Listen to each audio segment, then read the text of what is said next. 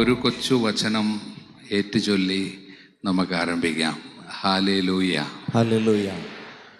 ജോബിൻ്റെ പുസ്തകത്തിലെ 23-14 വാക്യമാണ് നമ്മൾ ഇപ്പോൾ ഏറ്റുചൊല്ലാൻ പോകുന്നത്. പലർക്കും അറിയാവുന്ന വചനമാണ്. ജോബിൻ്റെ പുസ്തകത്തിലെ 23-14 അച്ഛനോട് ചേർന്ന് ഏറ്റുചൊല്ലുക. എനിക്കായി നിശ്ചയിച്ചിട്ടുള്ളത് അവിടുന്ന് നിറവേറ്റും. പറ. എനിക്കായി നിശ്ചയിച്ചിട്ടുള്ളത് അവിടുന്ന് നിറവേറ്റും. എനിക്കായി നിശ്ചയിച്ചിട്ടുള്ളത് അവിടുന്ന് നിറവേറ്റും. എനിക്കായി നിശ്ചയിച്ചിട്ടുള്ളത് അവിടുന്ന് നിറവേറ്റും.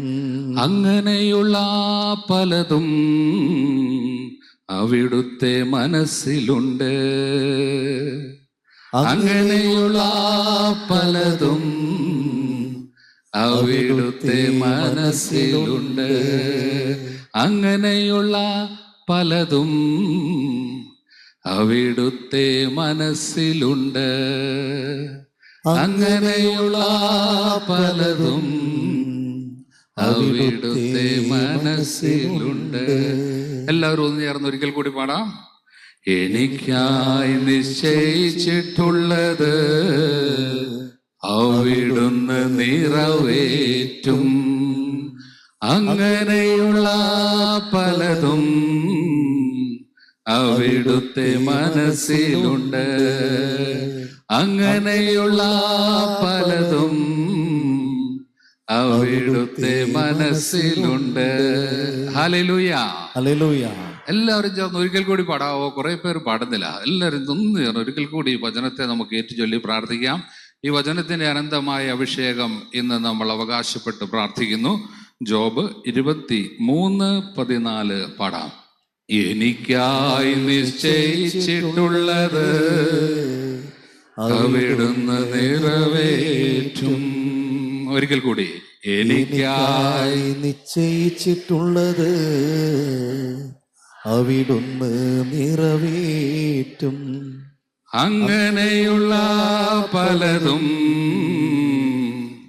അവിടുത്തെ മനസ്സിലുണ്ട്. അങ്ങനെയുള്ള പലതും അവിടുത്തെ മനസ്സിലുണ്ട്. എനിക്കായി നിശ്ചയിച്ചിട്ടുള്ളത് അവിടുന്ന് നിറവേറ്റും. എനിക്കായി അവിടുന്ന് നിശ്ചയിച്ചിട്ടുള്ള അവൻ്റെ പദ്ധതി, അവൻ്റെ plan, the master plan, the great plan, ബാക്കിയെല്ലാം അതിനോട് ചേർന്ന് പോകുന്നതാണ്. ഏറ്റവും പ്രധാനപ്പെട്ട നമ്മളെക്കുറിച്ച് കർത്താവിൻ്റെ മനസ്സിലുള്ള, ത്രിത്വത്തിൻ്റെ മനസ്സിലുള്ള ആഗ്രഹം, അവൻ്റെ സ്വപ്നം. എസെക്കിയേലിൻ്റെ 36 അധ്യായത്തിൽ 26 വാക്യത്തിൽ, ഒരു പുതിയ ഹൃദയം നിനക്ക് ഞാൻ നൽകും, ഒരു പുതു ചൈതന്യം നിങ്ങൾ ഞാൻ നിക്ഷേപിക്കും, നിന്റെ ശരീരത്തിൽ നിന്ന് ശിലാഹൃദയം എടുത്തു മാറ്റി മാംസള ഹൃദയം നൽകും, എൻ്റെ ആത്മാവിനെ ഞാൻ നിങ്ങളിൽ നിവേശിപ്പിക്കും, നിങ്ങളെ എൻ്റെ കൽപ്പനകൾ കാക്കുന്നവരും നിയമങ്ങൾ പാലിക്കുന്നതിൽ ശ്രദ്ധയുള്ളവരുമാക്കും. ഏറ്റവും എൻ്റെ ആത്മാവിനെ ഞാൻ നിങ്ങളിൽ നിവേശിപ്പിക്കും. എൻ്റെ ആത്മാവിനെ ഞാൻ നിങ്ങളിൽ നിവേശിപ്പിക്കും. എൻ്റെ ആത്മാവിനെ ഞാൻ നിങ്ങളിൽ നിവേശിപ്പിക്കും. നിങ്ങളെ എൻ്റെ കൽപ്പനകൾ കാക്കുന്നവരും, എൻ്റെ കൽപ്പനകൾ കാക്കുന്നവരും നിയമങ്ങൾ പാലിക്കുന്നതിൽ ശ്രദ്ധയുള്ളവരുമാക്കും. Hallelujah, hallelujah. എൻ്റെ ആത്മാവിനെ ഞാൻ നിങ്ങളിൽ നിക്ഷേപിക്കും. യോഹന്നാന്റെ സുവിശേഷത്തിലെ 16 അധ്യായത്തിൽ 7 വാക്യത്തിൽ ഈശോ പറഞ്ഞു, നിങ്ങളുടെ നന്മയ്ക്ക് വേണ്ടിയാണ് ഞാൻ പോകുന്നത്. ഞാൻ പോകുന്നില്ലെങ്കിൽ സഹായകൻ നിങ്ങളുടെ അടുക്കിലേക്ക് വരികയില്ല. ഞാൻ പോയാൽ അവൻ നിങ്ങളുടെ അടുക്കിലേക്ക് വരും. അപ്പോൾ ഈശോ പോകുന്നത് തൻ്റെ മരണത്തെക്കുറിച്ച് സംസാരിക്കുകയാണ്. തൻ്റെ മരണം, അതായത് ഞാൻ എന്തിനാണ് പോകുന്നത്, ഞാൻ എന്തിനാണ് മരിക്കേണ്ടത്? ഞാൻ മരിക്കുന്നത് നിങ്ങൾക്ക് സഹായകൻ പരിശുദ്ധാത്മാവിനാൽ നിങ്ങൾ നിറയപ്പെടുന്നതിന് വേണ്ടിയാണ്. 12-ാമത്തെ വാക്യം, ഇനിയും വളരെ കാര്യങ്ങൾ എനിക്ക് നിങ്ങളോട് പറയാനുണ്ട്, പക്ഷേ അവ ഉൾക്കൊള്ളാൻ ഇപ്പോൾ നിങ്ങൾക്ക് കഴിവില്ല. സത്യത്തിൻ്റെ ആത്മാവ് വരുമ്പോൾ നിങ്ങളെ സത്യത്തിൻ്റെ പൂർണ്ണതയിലേക്ക് നയിക്കും. ഇതാണ് ദൈവത്തിൻ്റെ നമ്മളെക്കുറിച്ചുള്ള ഏറ്റവും വലിയ പദ്ധതി. അവൻ്റെ മനസ്സിലുള്ളത് ഇതായിരുന്നു: നമ്മളെല്ലാവരും ഈ സത്യാത്മാവിനാൽ നിറയപ്പെടണമെന്നുള്ള അവൻ്റെ ഹൃദയത്തിൻ്റെ ആഗ്രഹം, അവൻ്റെ ഹൃദയത്തിൻ്റെ സ്വപ്നം. ആക്ട്സ് ഓഫ് ദ അപ്പോസ്റ്റൽ അല്ലെങ്കിൽ സ്ലീഹന്മാർ അപ്പസ്തോല നടപടികളിൽ 2-ാമത്തെ അധ്യായത്തിലെ 17-ാമത്തെ വാക്യം, ആ പെന്തക്കോസ്തൽ നാളിൽ നമ്മൾ ഇപ്രകാരം വായിച്ചു കേൾക്കുന്നു. അപ്പസ്തോല നടപടികളിലെ 2-ാം അധ്യായത്തിൽ 17 ജോയൽ പ്രവാചകൻ പറഞ്ഞ വാക്ക് പത്രോസ് ഏറ്റുപറയുക. പത്രോസ് ഉച്ചത്തിൽ വിളിച്ചു പറയുകയാണ്. പരിശുദ്ധാത്മാവിൻ്റെ ആഗമനത്തിൻ്റെ ആ നാളിൽ, പന്തക്കുസ്ത നാളിൽ, ആദ്യ പന്തക്കുസ്തായിൽ ദൈവം അരുൾ ചെയ്യുന്നു. 17-ാം വാക്യം, 2-ാം അധ്യായം 17, അവസാന ദിവസങ്ങളിൽ എല്ലാ മനുഷ്യരുടെയും മേൽ എൻ്റെ ആത്മാവിനെ ഞാൻ വർഷിക്കും. നിങ്ങളുടെ പുത്രന്മാരും പ്രവചിക്കും. നിങ്ങളുടെ യുവാക്കൾക്ക് ദർശനങ്ങൾ ഉണ്ടാകും. നിങ്ങളുടെ വൃദ്ധന്മാർ സ്വപ്നങ്ങൾ കാണും. എൻ്റെ ദാസന്മാരുടെയും ദാസികളുടെയും മേൽ ഞാൻ എൻ്റെ ആത്മാവിനെ വർഷിക്കും. അവർ പ്രവചിക്കും. ആകാശത്തിൽ അത്ഭുതങ്ങളും ഭൂമിയിൽ അടയാളങ്ങളും ഞാൻ കാണിക്കും. Hallelujah, hallelujah, hallelujah. എനിക്കായി നിശ്ചയിച്ചിട്ടുള്ളത്, നമുക്കായി ദൈവം നിശ്ചയിച്ചു വെച്ചിരിക്കുന്ന ഏറ്റവും പ്രധാനപ്പെട്ട കാര്യം ഇതാണെന്നുള്ള വസ്തുത നമ്മൾ മറന്നു പോകരുത്. അതുകൊണ്ടാണ് റോമാലേഖനത്തിൽ നമ്മൾ 12-ാമത്തെ അധ്യായത്തിൽ ഇപ്രകാരം വായിക്കുന്നു. 2-ാമത്തെ വാക്യം, നിങ്ങൾ ഈ ലോകത്തിന് അനുരൂപരാകരുത്, പ്രത്യുത നിങ്ങളുടെ മനസ്സിൻ്റെ നവീകരണം വഴി രൂപാന്തരപ്പെടുവിൻ. ദൈവഹിതം എന്തെന്നും നല്ലതും പ്രീതിജനകവും പരിപൂർണവുമായത് എന്തെന്ന് വിവേചിച്ചറിയാൻ അപ്പോൾ നിങ്ങൾക്ക് സാധിക്കും. Hallelujah, hallelujah.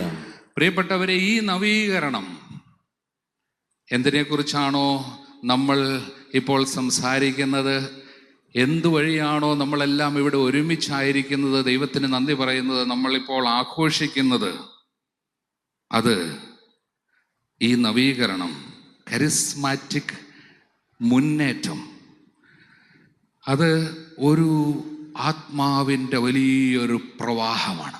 ദൈവത്തിൻ്റെ ഹൃദയത്തിൻ്റെ ആഗ്രഹം, അവൻ ഏറ്റവും പ്രിയപ്പെട്ട സ്വപ്നം. ഇത് കൃപയുടെ ഒരു നദിയാണ്. പ്രിയപ്പെട്ടവരെ, നവീകരണം ഒരു സംഘടനയോ അല്ലെങ്കിൽ ഒരു പ്രസ്ഥാനമോ ഒരു മുന്നേറ്റമോ മാത്രമല്ല, ഇത് പരിശുദ്ധാത്മാവിൻ്റെ ഒഴുക്കാണ്. ഒഴുക്ക്. ഈ നദിയെക്കുറിച്ചാണ് എസെക്കിയേൽ പ്രവചനത്തിലെ 47-ാം അധ്യായത്തിൽ നമ്മൾക്കെല്ലാവർക്കും അറിയാവുന്ന സംഗതി. നമ്മൾ ദേവാലയത്തിൽ നിന്നൊഴുകുന്ന നദിയെക്കുറിച്ച് കർത്താവ് എസെക്കിയേൽ പ്രവാചകനിലൂടെ ഏറെ ആളുകൾക്ക് മുമ്പ് തന്നെ നമ്മളെ പറഞ്ഞ് മനസ്സിലാക്കിയതുണ്ട്. നമ്മൾ എസെക്കിയേൽ പ്രവാചകനിൽ നമ്മൾ കണ്ടു, ആ ദേവാലയത്തിൽ നിന്ന് ഒഴുകി വരുന്ന ആ ജലം, ദേവാലയത്തിൽ നിന്നുള്ള നീർച്ചാൽ. അപ്പോൾ ആദ്യം നമ്മൾ കാണുന്ന അവിടെ കണങ്കാൽ വരെ വെള്ളമുണ്ടായിരുന്നു. ആ വെള്ളം ദേവാലയ പൂമുഖത്തിൻ്റെ വലതുഭാഗത്ത് ബലിപീഠത്തിൻ്റെ തെക്ക് വശത്ത് അടിയിൽ നിന്ന് വെള്ളം ഒഴുകിക്കൊണ്ടേയിരുന്നു. പിന്നീട് നമ്മൾ കാണുന്നു മുട്ടോളം വെള്ളമുണ്ടായിരുന്നു. അവിടുന്ന് മുന്നോട്ട് പോകുന്നു. പിന്നെയും 1000 മുഴം അളന്നു. എനിക്ക് കടന്നു പോകാൻ പറ്റാത്ത വലിയൊരു നദിയായിരുന്നു. വെള്ളം അത്രയ്ക്ക് ഉയർന്നിരുന്നു. നീന്താൻ വേണ്ടുന്ന ആഴമുണ്ടായിരുന്നു. നടന്നക്കരെ പറ്റാൻ വയ്യാത്ത ഒരു നദി. 9, നദി ഒഴുകുന്നിടത്തെല്ലാം ജീവജാലങ്ങൾ പറ്റം ചേർന്ന് ജീവിക്കും. അവിടെ ധാരാളം മത്സ്യങ്ങൾ ഉണ്ടായിരിക്കും. കാരണം കടലിലെ വെള്ളം ശുദ്ധീകരിക്കുന്നതിനാണ് നദി അങ്ങോട്ട് ഒഴുകുന്നത്. കെട്ടിക്കിടക്കുന്ന അശുദ്ധി അവിടെ എല്ലാം ഉണ്ടോ, അതെല്ലാം ശുദ്ധീകരിക്കുന്നതിന് വേണ്ടിയാണ് ഈ നദി അവിടെ എല്ലാം ഒഴുകി എത്തുന്നത്. 12-ാമത്തെ വാക്യം, നദിയുടെ ഇരുകരകളിലും എല്ലാത്തരം ഫലവൃക്ഷങ്ങളും വളരും. അവയുടെ ഇലകൾ വാടിക്കൊഴിയുകയോ അവ ഫലം നൽകാതിരിക്കുകയോ ഇല്ല. അവയ്ക്ക് വേണ്ട ജലം വിശുദ്ധ സ്ഥലത്ത് നിന്ന് ഒഴുകുന്നത് കൊണ്ട് മാസം തോറും പുത്തൻ ഫലം പുറപ്പെടുവിക്കും. അവയുടെ ഫലം ഭക്ഷണത്തിനും ഇലകൾ രോഗശമനത്തിനും ഉപകരിക്കുന്നു. പറഞ്ഞേ ഹല്ലേലൂയ, ഹല്ലേലൂയ, ഹല്ലേലൂയ, ഹല്ലേലൂയ. ഈ പറഞ്ഞ ഇതേ നദിയാണ് ഈശോ ആ ഉത്സവത്തിൻ്റെ തിരുനാളിൻ്റെ അവസാനത്തെ ദിവസം എഴുന്നേറ്റ് നിന്ന് ഉച്ചത്തിൽ ഇപ്രകാരം പറഞ്ഞു, യോഹന്നാൻ 7-ാം അധ്യായത്തിലെ 37 തിരുനാളിൻ്റെ അവസാനത്തെ മഹാദിനത്തിൽ യേശു എഴുന്നേറ്റ് നിന്ന് ശബ്ദം ഉയർത്തി പറഞ്ഞു, ആർക്കെങ്കിലും ദാഹിക്കുന്നെങ്കിൽ അവൻ എൻ്റെ അടുക്കൽ വന്ന് കുടിക്കട്ടെ. എന്നിൽ വിശ്വസിക്കുന്നവൻ്റെ ഹൃദയത്തിൽ നിന്ന് വിശുദ്ധ ലിഖിതം പ്രസ്താവിക്കുന്ന പോലെ ജീവജലത്തിൻ്റെ അരുവികൾ ഒഴുകും. അവനിത് പറഞ്ഞത് തന്നിൽ വിശ്വസിക്കുന്നവർ സ്വീകരിക്കാനിരുന്ന ആത്മാവിനെ പറ്റിയാണ്. പ്രിയപ്പെട്ടവരെ, ഈ നദി ദൈവത്തിൻ്റെ സ്വന്തം നദി, ദൈവത്തിൻ്റെ സ്വന്തം ആഗ്രഹം, അവൻ്റെ ഏറ്റവും വലിയ സ്വപ്നം, അവൻ്റെ സ്നേഹത്തിൻ്റെ കയ്യൊപ്പ് ഇതിലാണ്. ഇത് വിശ്വാസത്തിൻ്റെയും അവൻ്റെ വിശ്വസ്തതയുടെ പര്യായം എന്ന് നമുക്ക് വിളിക്കാവുന്നത് ഇതിനെയാണ്. ഈ അന്ത്യകാലത്തിൻ്റെ അടയാളമായിട്ട് നമുക്ക് പറയാനും ഉള്ളത് ഈ നദിയെക്കുറിച്ചാണ്. Hallelujah, hallelujah, hallelujah, hallelujah. അപ്പോൾ ഈ നദി നമ്മുടെ നാട്ടിൽ കഴിഞ്ഞ 50 വർഷങ്ങളായി നമ്മളുടെ മുമ്പിൽ നമ്മുടെ ജീവിതങ്ങളിൽ ചെയ്തു വന്ന കാര്യങ്ങൾ, പ്രാർത്ഥനാ ഗ്രൂപ്പുകൾ, എവിടെയും റിട്രീറ്റ് സെൻ്ററുകൾ, അതുപോലെ ആത്മായരെല്ലാം ദൈവവേല ചെയ്തു തുടങ്ങിയ വലിയ അത്ഭുതകരമായ കാര്യം നമ്മുടെ കൺമുമ്പിൽ നമ്മൾ കണ്ട്, ദൈവവചനത്തോടുള്ള തീക്ഷ്ണമായ സ്നേഹം, വിശുദ്ധ കുർബാനയോടുള്ള ആഗ്രഹം, ദൈവവിളികൾ ഏറെ ഉയർന്നു വന്നു. അതുപോലെ അനേകം കുടുംബങ്ങളുടെ നവീകരണം. പ്രിയപ്പെട്ടവരെ, ആരെല്ലാം ഈ നദിയുമായി ബന്ധപ്പെടുന്നു, ഈ നദി ഏതെല്ലാം ജീവിതങ്ങളിലേക്ക് ഒഴുകി വന്നിട്ടുണ്ടോ, ഏതെല്ലാം കുടുംബങ്ങളിൽ കടന്നു ചെന്നിട്ടുണ്ടോ, അവരെല്ലാം നനച്ചിട്ടുണ്ട്. ദൈവസ്നേഹം കൊണ്ട് നനച്ച്, വിശ്വാസം കൊണ്ട് നനച്ച്, ആത്മരക്ഷയ്ക്ക് വേണ്ടിയുള്ള ശുഷ്കാന്തി കൊണ്ട് നിറച്ചിട്ടുണ്ട്. ആകയാൽ കൃപയുടെ ഈ പ്രവാഹത്തെ നമ്മൾ സ്നേഹത്തോടെ കർത്താവിന് ഹൃദയത്തിൽ നന്ദി പറഞ്ഞു തീർക്കാൻ വയ്യാത്തത്ര കൃതജ്ഞതയുമായി നമ്മൾ ഈ ദിവസങ്ങളിൽ സ്വീകരിക്കുകയാണ്. ദൈവത്തിന് നന്ദി പറയുകയാണ്. Praise the Lord. Hallelujah, hallelujah, hallelujah, hallelujah. ഞാനൊരു കഥ പറഞ്ഞ് തുടങ്ങാം. യഥാർത്ഥത്തിൽ ഏറെ നാളുകൾ ഹിന്ദിയിലും ഇംഗ്ലീഷിലും ഒക്കെ പ്രസംഗിക്കുന്നത് കൊണ്ട് മലയാളത്തിൽ അല്പ പിടുത്തക്കുറവ് ഉണ്ടാകാം. കാരണം നമ്മുടെ പ്രസംഗങ്ങളെല്ലാം ഹിന്ദിയിലും ഇംഗ്ലീഷിലുമൊക്കെയാണ്. എന്നാലും ഒരു കഥ പറയാം. 50 വർഷം മുൻപ് ഹൈറേഞ്ചിൽ ഒരിടത്ത് വളരെ അന്തർമുഖനായ ഒരു കുഞ്ഞ്, ജനനത്തിൽ തന്നെ കുറേ പ്രശ്നങ്ങളുണ്ടായിരുന്നു. ബാല്യകാലം അരക്ഷിതാവസ്ഥകൾ കൊണ്ട് നിറഞ്ഞ ഒരു ബാല്യകാലമായിരുന്നു. മദ്യപാനത്തിൻ്റെ വിപത്തുകളും സാമ്പത്തിക ഞെരുക്കങ്ങളുടെയും കടബാധ്യതകളുടെയും ഭാരങ്ങളും വീട് ഇല്ലായ്മയുടെ വേദനകളും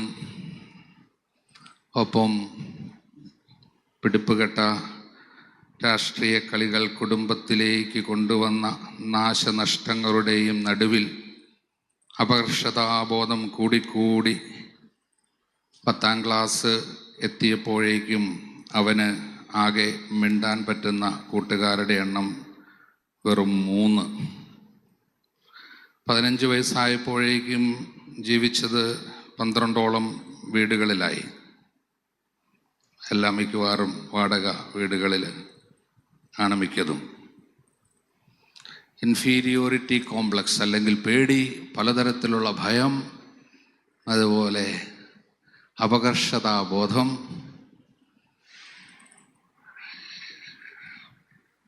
ഇങ്ങനെ പല കാര്യങ്ങൾ കൊണ്ട് ഞെരുക്കപ്പെട്ട ഒരു ജീവിതം. റിജക്ഷൻ, തിരസ്കരണത്തിൻ്റെ കുറേ കാര്യങ്ങൾ. പക്ഷേ ഒരു ഗുണമുണ്ടായിരുന്നു, നന്നായിട്ട് പഠിക്കുമായിരുന്നു. അന്നൊക്കെ ആകെയുള്ള ഒരു സമ്പാദ്യം അവന് എന്നെ സംബന്ധിച്ചിടത്തോളം ഒരു കെട്ട് പൂമ്പാറ്റ അല്ലെങ്കിൽ ബാലരമ അങ്ങനെയുള്ള കുറേ പുസ്തകങ്ങൾ മാത്രമൊക്കെ ആയിരുന്നു സമ്പാദ്യം എന്ന് പറഞ്ഞിരുന്നു. പിന്നെ 3ാം ക്ലാസ് മുതൽ കുർബാനയ്ക്ക് കൂടിയുള്ള പരിചയം സമ്പത്തായിരുന്നു. ഇതിനിടയ്ക്ക് അവൻ്റെ ജീവിതത്തിലെ ഏറ്റവും വലിയൊരു കാര്യം, ജീവിതത്തിൽ വരാനിരിക്കുന്ന നാളിലേക്കുള്ള ഏറ്റവും വലിയ സമ്പത്താണെന്ന് പിന്നീട് മനസ്സിലായ ഒരു കാര്യം ദൈവം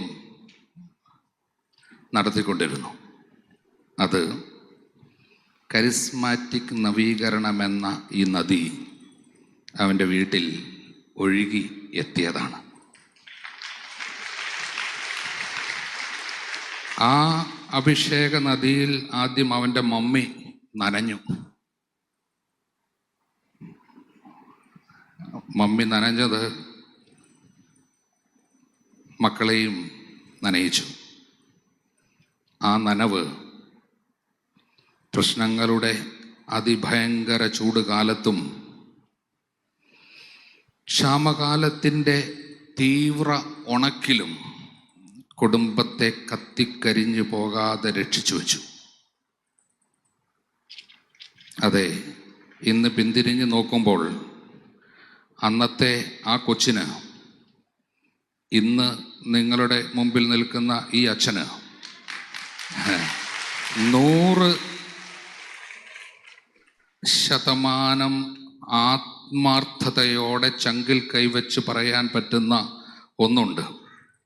അത് ആ നദി അന്ന് ഞങ്ങളെ തേടിയെത്തിയില്ലായിരുന്നെങ്കിൽ കത്തിക്കരിഞ്ഞു പോയേനെ ഒരു പിടി ജീവിതങ്ങൾ. പ്രിയപ്പെട്ടവരെ, ഏറെ ആത്മാർത്ഥതയോടെ പറയാൻ ഇന്ന് എനിക്കുള്ളത് ഞാനിപ്പോൾ പറയാം. കരിസ്മാറ്റിക് നവീകരണമെന്ന ഈ നദി കുഞ്ഞുനാൾ പ്രശ്നപ്രതിസന്ധികളുടെ നടുക്ക് എല്ലാം കൈവിട്ടുപോയി എന്ന് ചിന്തിച്ച നാളിൽ എൻ്റെ മമ്മിക്ക് ബലമേകി. ഞാൻ ചെറുപ്പം മുതൽ കാണുന്നത് പിന്നീട് അതാണ്. എനിക്ക് പലപ്പോഴും സാക്ഷ്യമായി ഞാൻ പറയാറുള്ള ഓർമ്മയുണ്ട്, കുഞ്ഞുനാളിൻ്റെ ഒരു ഓർമ്മ, ഒരിക്കലും മറക്കാൻ പറ്റാത്ത ഓർമ്മ. പാതിരാത്രിയിലെപ്പോഴോ ഉറക്കം തെളിഞ്ഞപ്പോൾ ഒരു കൊച്ചു വീട്ടിൽ ഞാൻ കാണുന്നത് എൻ്റെ മമ്മിയുടെ ഉയർത്തപ്പെട്ട കരങ്ങളാണ്. കണ്ണീരൊഴുകുന്നുണ്ട്, കരങ്ങൾ ഉയർത്തപ്പെട്ടിട്ടുണ്ട്.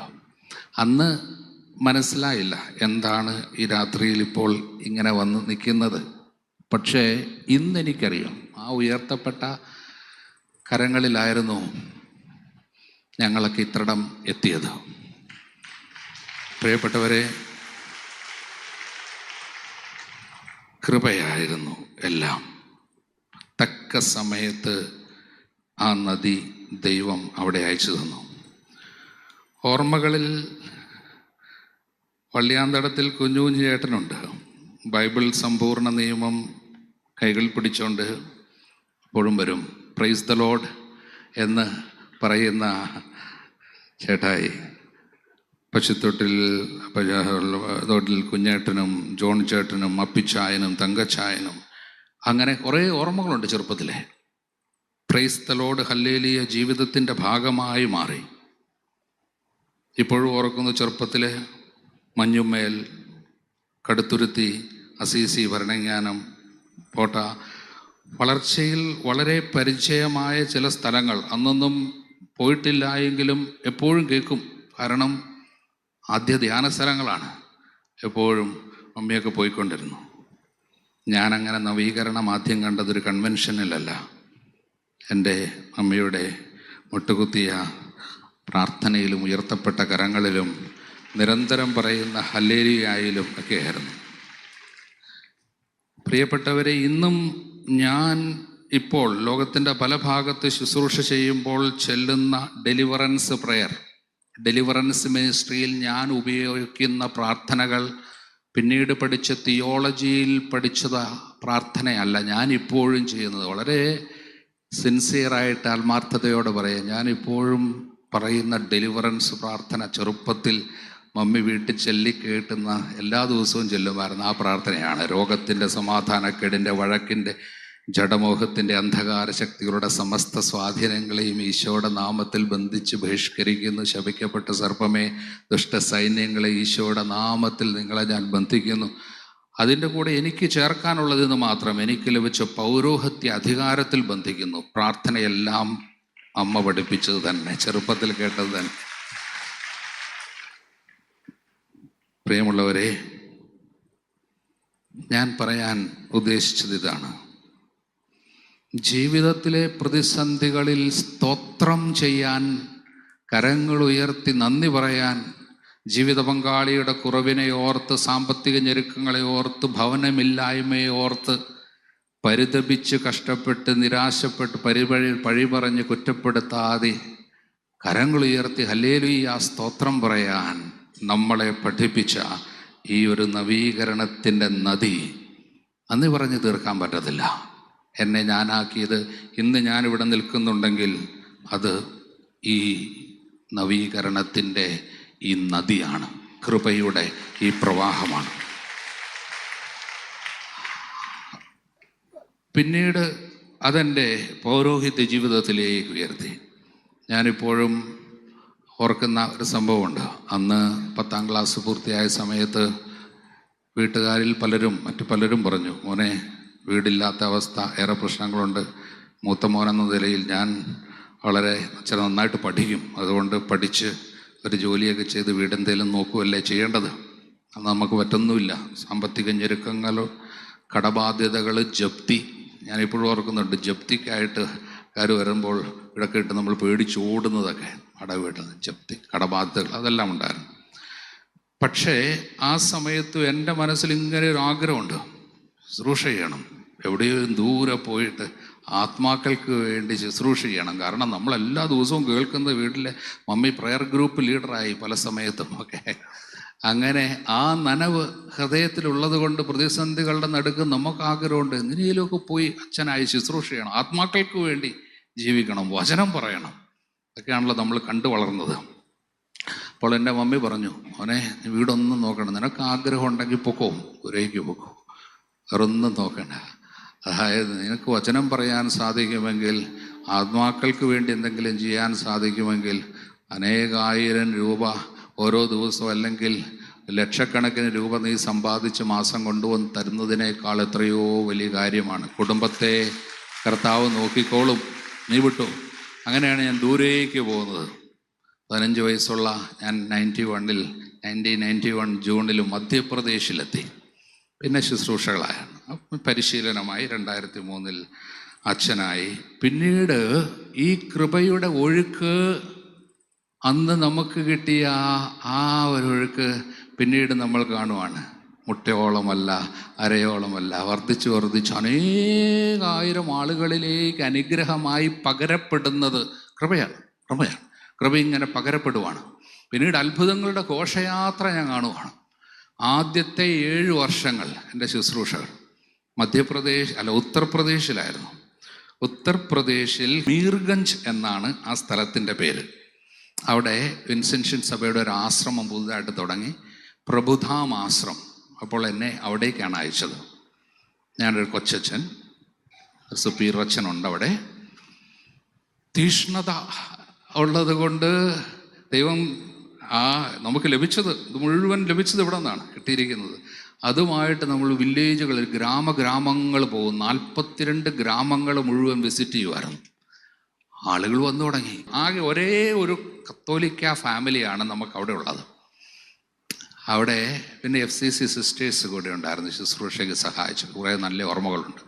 തീഷ്ണതയോടെ ഞങ്ങൾ വീടുകളിൽ കയറി, എല്ലായിടത്തും പ്രാർത്ഥന നടത്തുക.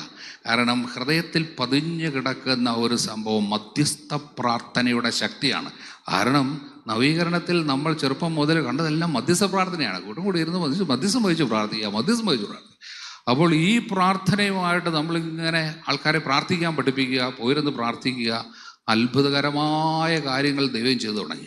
അങ്ങനെ ശുശ്രൂഷ, അവിടേക്ക് നമ്മൾ നായ്ക്കമ്പറമ്പിൽ അച്ഛൻ വന്ന് അവിടെ ശുശ്രൂഷ ചെയ്തിട്ടുണ്ട്. ഞങ്ങളുടെ പല അച്ഛന്മാരെ നമ്മുടെ അവിടെ ശുശ്രൂഷയ്ക്ക് വേണ്ടി വന്നു. ഞങ്ങളങ്ങനെ അച്ഛന്മാരെ കൊണ്ടുവരും, കൺവെൻഷൻ നടത്തി, ഞങ്ങൾ ട്രാൻസ്ലേറ്റ് ചെയ്യും, ഇങ്ങനെ ശുശ്രൂഷ വരുവാണ്.